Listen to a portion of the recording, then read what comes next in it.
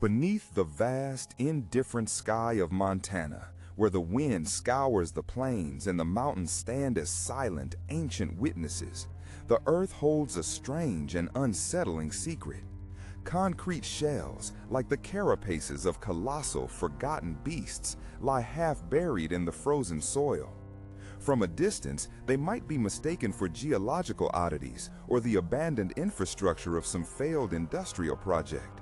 But as one draws closer, their true nature becomes chillingly clear. These are not relics of an ancient war or a forgotten civilization in the traditional sense. They are fallout shelters, thousands of them, a sprawling subterranean network built with a desperate faith and a feverish, almost frantic urgency.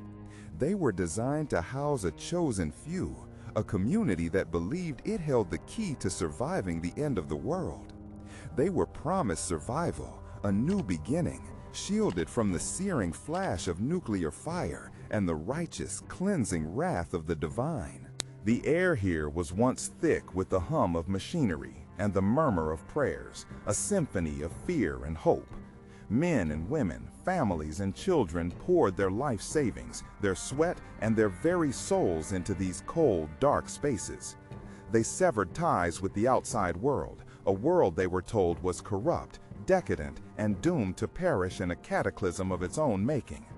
Inside these bunkers, they prepared for a future that only they could see, a future dictated by prophecies delivered from ascended masters in other realms. But the fire never came. The world, stubborn and oblivious, did not end. The predicted dates came and went, marked only by the rising and setting of the sun. And the silence that now echoes through these empty concrete corridors is heavier, more profound than any imagined explosion. It is a silence filled with the ghosts of abandoned belief, the weight of shattered certainty, and the quiet sorrow of lives derailed. This is the story of the Church Universal and Triumphant, a movement that looked directly into the abyss of apocalyptic prophecy and convinced thousands of followers to build a fortress against it. It is the story of its charismatic and unyielding prophet, Elizabeth Clare Prophet, a woman whose voice became the conduit for cosmic warnings and whose certainty shaped a generation of believers. And it is a journey into the heart of a promise that was ultimately, devastatingly broken by the simple, undeniable light of a new day. To understand how so many could trade their lives for a future that never arrived, we must first look outside the walls of their fortress and into the anxious heart of the era that birthed it. The mid-20th century was an age of profound, unsettling contradiction. On the surface, it was a time of unprecedented prosperity, of manicured lawns and gleaming chrome, a society marching confidently into a technological future promised by world's fairs and popular science. But beneath this veneer of optimistic order, a deep existential dread pulsed, a low-frequency hum of terror that permeated everything. The atom had been split, and its terrible, blinding light had cast a permanent shadow across the entire globe. This was the era of the Cold War, a silent, nerve-shredding conflict where annihilation was not a distant, abstract threat, but a daily, visceral possibility, a button press away. The enemy was an ideology, an invisible yet omnipresent force that could manifest as nuclear fire from a clear blue sky. School children practiced hiding under their desks, a futile ritual against the unimaginable, their drills a chilling normalization of the apocalypse. The wail of air raid sirens, once a sound of wartime emergency, became a routine feature of civic life, a constant reminder of the fragile membrane separating civilization from oblivion. This pervasive, state-sanctioned fear created a profound spiritual vacuum. Traditional institutions, the great cathedrals and synagogues that had guided generations through famine, plague, and war, seemed ill-equipped to offer solace against the stark, scientific finality of nuclear holocaust. Their ancient scriptures spoke of divine wrath and redemption, but this new threat felt coldly human, a product of slide rules and geopolitics.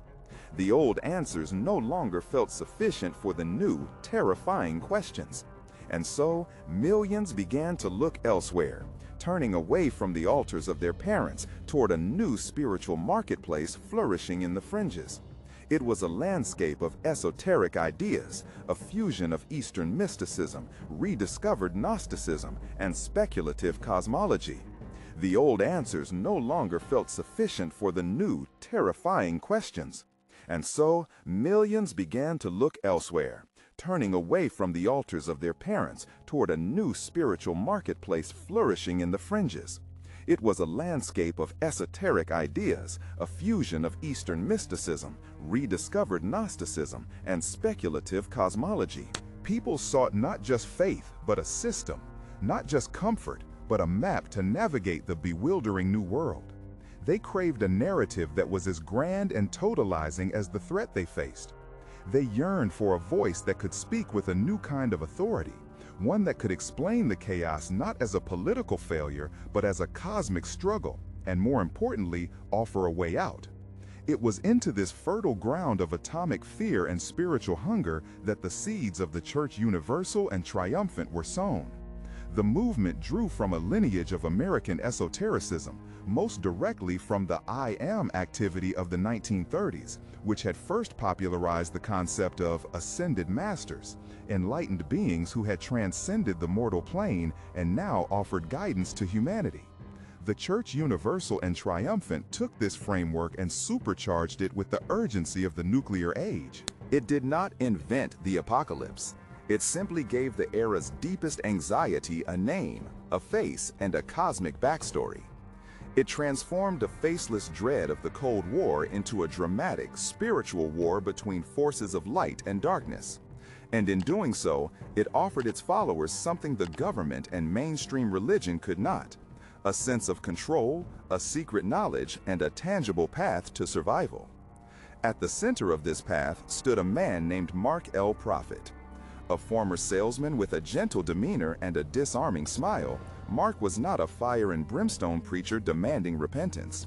He was a messenger, a quiet conduit for what he claimed were the voices of the ascended masters, a celestial pantheon of figures like Saint Germain, El Moria, and Jesus Christ, who had mastered the earthly plane and now sought to guide humanity.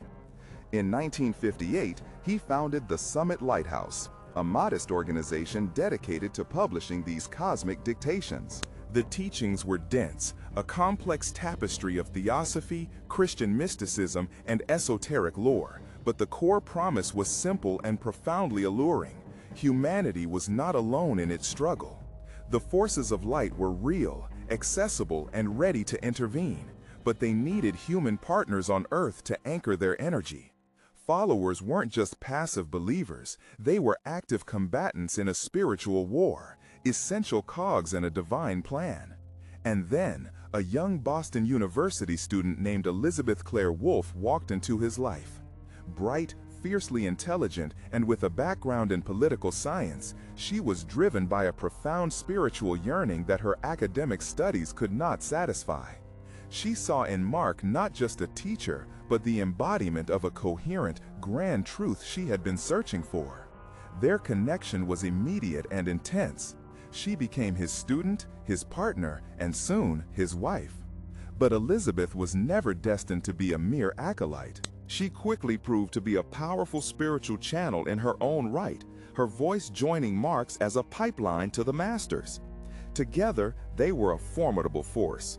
Mark provided the paternal, reassuring presence, while Elizabeth brought a sharp, intellectual rigor and an unyielding intensity, structuring the sprawling cosmology into a systematic and demanding path. They refined the teachings, creating a highly structured system of spiritual practice. The cornerstone of this system was the decree, a form of high-speed, repetitive prayer, a fusion of mantra and affirmation chanted with force and precision.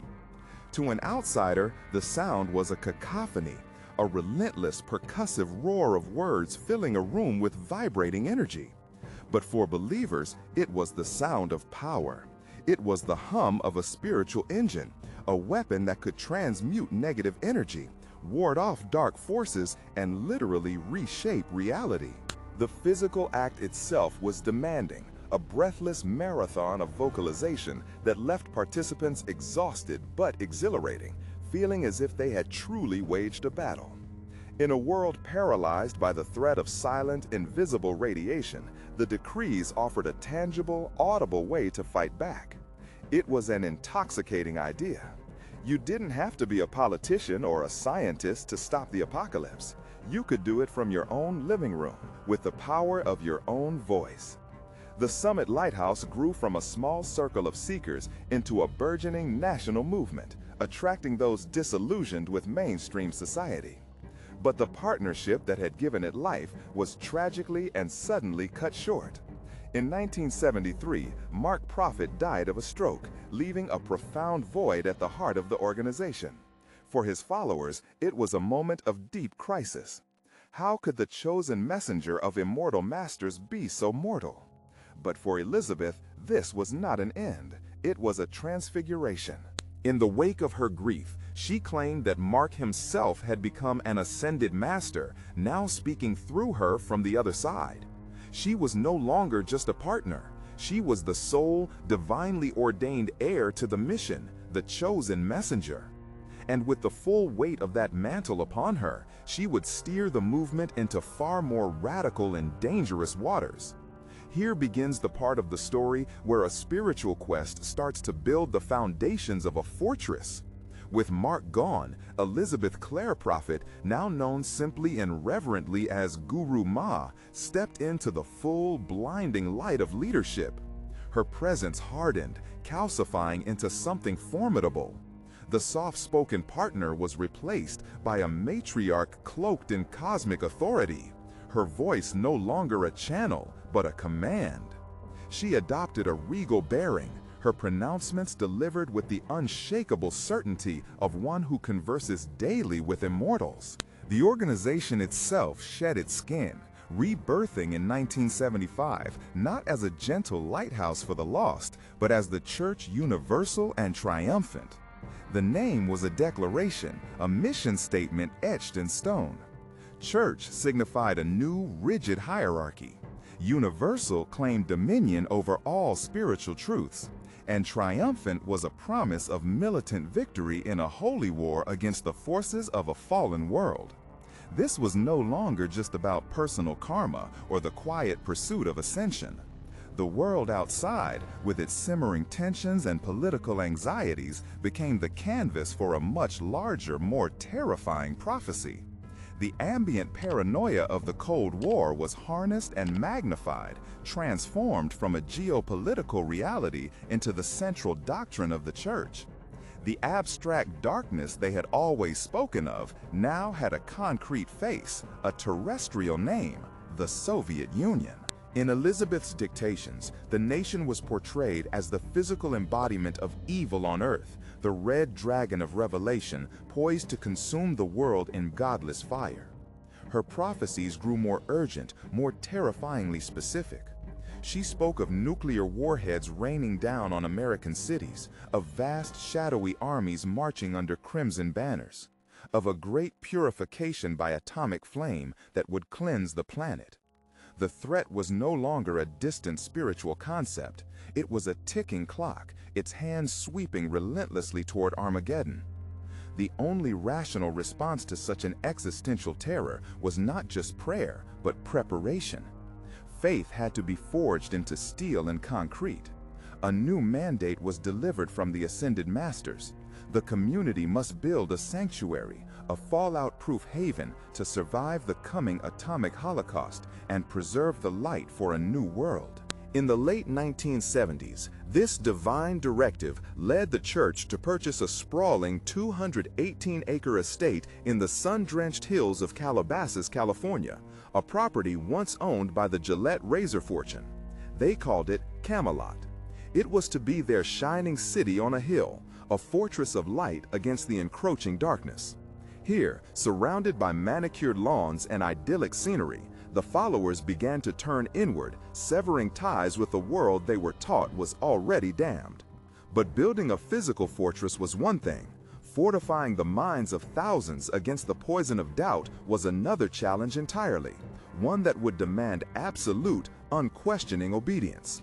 And what happened next, within the beautiful walls of Camelot, would test the very limits of faith and fear, pushing the faithful to the edge of reason itself. Inside the manicured grounds of Camelot, life revolved around decreeing, not quiet prayer, but a high-speed, forceful recitation of mantras. For hours on end, thousands of voices became a relentless torrent of sound, a form of spiritual warfare aimed at vanquishing demons and holding back the prophesied nuclear attack. This physical and psychological marathon was designed to exhaust the rational mind, opening a direct channel not to the divine, but to the will of Guru Ma. In this state of collective trance, Elizabeth's control became absolute. She was the sole interpreter of their spiritual progress, the only one who could see the cosmic battles being won or lost. Any flicker of doubt was reframed as demonic influence, a spiritual failure to be purged in public confessions where deepest insecurities were laid bare. To question Guru Ma was to align with the very darkness they fought. This psychological vice was tightened by ever-increasing financial demands. Followers were systematically encouraged to surrender their worldly assets, selling homes and signing over life savings to fund the mission. After all, what use was money in a world about to be consumed by atomic fire? But even Camelot was deemed insufficient. The prophecy evolved. The ascended masters now warned that the West Coast was a primary target. A new, more isolated sanctuary was required. In 1981, the church used its vast resources to purchase the 12,000-acre Royal Teton Ranch in Montana. This was not a mere relocation, it was a final retreat from a damned world. Here, under the vast, indifferent Montana sky, the story took its darkest turn. Preparations became terrifyingly real. The focus shifted from chanting to construction as followers toiled to build a massive network of underground fallout shelters designed to house thousands for years. Men, women, and children dug into the frozen earth, pouring concrete for a subterranean world designed to outlast the apocalypse. The paranoia deepened. The enemy was no longer just a distant Soviet threat, but also the U.S. government and prying local authorities. The ranch became a fortified compound, a militarized zone of faith. The church legally purchased thousands of firearms and over 1 million rounds of ammunition. The Royal Teton Ranch was no longer a spiritual retreat. It was an armed survivalist community bracing for the end of the world. The atmosphere grew thick with a suffocating tension as Elizabeth's prophecies became terrifyingly specific. She pinpointed a window of vulnerability, a period in the late 1980s and early 1990s when the nuclear strike was most likely. Life was now governed by this apocalyptic clock. Followers abandoned careers, pulled children from school, and said final goodbyes to unbelieving family, their reality entirely remade by one woman's visions of the end. The pressure reached a breaking point as they descended into their concrete world, waiting for the sky to fall. The dates came and went, each one passing with an agonizing normalcy. The sky remained intact, stubbornly, almost mockingly blue over the Montana plains. No sirens wailed, no mushroom clouds bloomed on the horizon. Down below, in the cold, damp air of the concrete bunkers, the silence shifted. It was no longer the charged quiet of reverent anticipation, but the deep, crushing emptiness of a promise broken by reality itself. The world had not ended. For those who had surrendered everything to this single, terrifying certainty, the quiet dawn of another ordinary day was a more profound cataclysm than any nuclear bomb. The psychological whiplash was immense. The entire scaffolding of their reality, meticulously constructed by Guru Ma, had vanished overnight. But a belief system built on such absolute conviction does not simply evaporate. It must be remade. Elizabeth Clare Prophet emerged from the shelters not with an admission of error, but with a declaration of victory. The apocalypse had been averted, she claimed, because of them. Their relentless decrees, their unwavering faith, their spiritual warfare had held back the forces of darkness. They had not been wrong, they had been powerful. For a core of the faithful, this explanation was a lifeline. It transformed a catastrophic failure of prophecy into a testament to their own spiritual might. But for countless others, the spell was irrevocably broken. The silence in the bunkers had allowed a dangerous new sound to enter their minds, the whisper of doubt. This was the beginning of the great unraveling. One by one, then in waves, families began to quietly pack their belongings, the sounds of their departure echoing the hollowness of their faith. They emerged from the subterranean world of prophecy, blinking into the harsh, unfiltered light of a reality they had been taught to despise.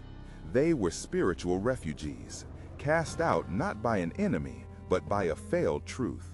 They were financially destitute and psychologically adrift, having poured their life savings, their homes, and their futures into a promise that now lay in ruins. The Church Universal and Triumphant began to hemorrhage members and money. The media, once fascinated by their apocalyptic fervor, now painted them as a failed and dangerous cult. The armed fortress in Montana became a symbol not of salvation, but of mass delusion. Lawsuits from former members began to mount, their legal filings telling stories of financial exploitation, psychological manipulation, and lives systematically dismantled in the service of a phantom apocalypse. The collapse of the Soviet Union in 1991 delivered the final, undeniable blow to the Church's central narrative. The great enemy, the Red Dragon, poised to consume the world, had simply dissolved without a single shot fired. With no external apocalypse to brace for, the Church turned inward, and the fractures deepened into chasms. Elizabeth Clare Prophet's own light began to dim. In the late 1990s, she was diagnosed with Alzheimer's, a cruel, slow-motion erasure of the mind that had once held thousands captive. Her divine pronouncements faded into confusion, and the once unshakable matriarch slowly retreated from the world she had tried to save. Without her at the helm, the movement splintered, its cosmic certainty dissolving into fractured factions. Today, the Church Universal and Triumphant still exists, a quiet shadow of its former militant self. And deep beneath the soil of Montana, the empty concrete shelters remain. They are a silent, sprawling monument to a failed prophecy, a cold, dark testament to the thousands of lives irrevocably broken by the promise of the end of the world. Among those thousands was a woman named Kathleen. She had been a third-grade teacher in a sun-drenched California suburb, her life a predictable rhythm of lesson plans and quiet evenings. But beneath the surface of that stability, a silent disquiet grew. She felt a profound sense of meaninglessness, a spiritual void that the secular world seemed unable to fill. She yearned for something larger than herself, a grand narrative that could explain the chaos of the world and her place within it. It was in this state of searching that she found a lecture by Elizabeth Clare Prophet. The words spoke of ascended masters, of cosmic battles between light and dark, and of a coming purification. For Kathleen, it was like a key turning in a lock she didn't know existed. The promises were intoxicating: purpose, certainty, and a guaranteed seat on the ark of salvation. She sold her modest home, liquidated her teacher's pension, and severed ties with bewildered family members who saw only fanaticism. With her two young children, aged 7 and 9, she drove north towards the windswept plains of Montana, believing with every fiber of her being that she was not running from the world, but saving her family from its imminent destruction. Life at the Royal Teton Ranch was a stark contrast. The days were a grueling cycle of physical labor and spiritual reinforcement. She mixed concrete and hauled supplies for the very shelters that would protect them from nuclear fire. The evenings were filled with the hypnotic, rhythmic chanting of decrees, thousands of voices rising in unison to build a spiritual shield against the encroaching darkness. Her children, once carefree, learned to fear the sky, to see the specter of Soviet missiles in every passing cloud. Their bedtime stories were not fairy tales, but accounts of karmic debt and the laggard souls of the fallen world they had left behind. Dissent was not tolerated. It was a sign of spiritual weakness, a stain that could endanger the entire community. Then the day came, March 15, 1990. The air was thick with a mixture of terror and ecstatic anticipation. They filed into their designated shelter, the heavy steel doors sealing them off from the world they were certain was about to end. They waited in the cold, metallic silence, listening for the sirens, for the tremors, for the final, violent vindication of their faith. Hours bled into one another. The children slept fitfully in their arms. The prayers grew desperate, but the only sound was the hum of the air filters and the beating of their own hearts.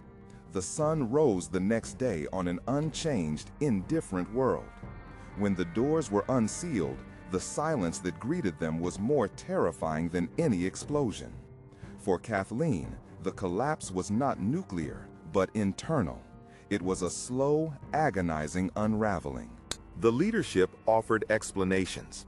Their collective prayers had been powerful enough to avert the disaster, but the logic felt hollow, a desperate attempt to patch a sinking ship. She looked at her children, who had spent their formative years preparing for an apocalypse that never came, and saw the true cost of her faith. The years lost, the money gone, the psychological scars etched into their minds. It was a debt that could never be repaid. She was left standing on the edge of a life she no longer recognized, an exile from both the world she had abandoned and the one she had helped build, with nothing but the hollow echo of a promise that had been a lie. The story of Kathleen and thousands like her is not an anomaly. It is a single, poignant note in a vast and mournful symphony played out across history, whenever charismatic certainty meets profound human searching. The human mind abhors a vacuum. In an age of dizzying complexity, of fractured communities, and the deafening noise of modernity, the weight of existential freedom can feel less like a gift and more like a crushing burden. We crave a map, a guide, a voice that promises to know the way through the dark. The Church Universal and Triumphant did not merely offer a religion, it offered a totalizing answer, a grand cosmic narrative in which every follower was not a passive observer, but a vital soldier in the final battle between good and evil. This is the intoxicating power of such movements. They don't just explain the world, they give you a heroic role within it. But when that map leads to a precipice and the guide demands the surrender of the self, the search for meaning becomes a meticulously crafted cage. Fear, once a shield against a hostile world, is forged into the very bars of that prison. The true catastrophe was never the threat of nuclear war. It was the slow, methodical dismantling of critical thought, the severing of family bonds, and the outsourcing of personal conscience to a singular, unquestionable authority. The apocalypse did arrive for the followers, just not in the fire and radiation they had been promised. It was a quiet, internal detonation, the collapse of a worldview so complete that its failure left nothing behind but a crater of the soul. It was the disintegration of an identity built on a foundation of sand, leaving thousands stranded in a state of profound existential vertigo, alienated from the world they had fled and exiled from the utopia that never was. The concrete bunkers beneath the Montana soil are more than just relics of a bygone era of Cold War paranoia. They are perfect monuments to the architecture of belief itself. They are hollowed-out spaces meticulously engineered to protect against a phantom enemy, while the real, insidious damage, the erosion of family, finance, and sanity, was happening within their own community. They stand as a silent, enduring warning.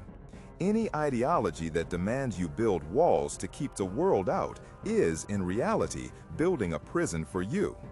The greatest threats are rarely the ones we are told to prepare for. They are the ones that grow quietly inside the shelters we build for ourselves. Perhaps the ultimate lesson from the rise and fall of the Church Universal and Triumphant is a difficult, timeless one. It is the recognition that the human hunger for absolute certainty is often far more dangerous than the uncertainty it seeks to conquer. The promise of a perfect, pre-written ending to the human story can rob us of the messy, unpredictable, and precious gift of writing our own. In a world still rife with voices that offer simple answers to complex fears, that divide the world into the saved and the damned, the story of this church is not just history, it is a mirror. It reflects the enduring vulnerability within us all to trade our freedom for the illusion of safety. In the end, the most profound spiritual journey may not be about finding all the answers, but about gathering the courage to live bravely and thoughtfully with the questions. Thank you for joining us on this journey. If you believe these stories need to be told, consider subscribing to our channel for more deep explorations into the shadows of history. Until next time.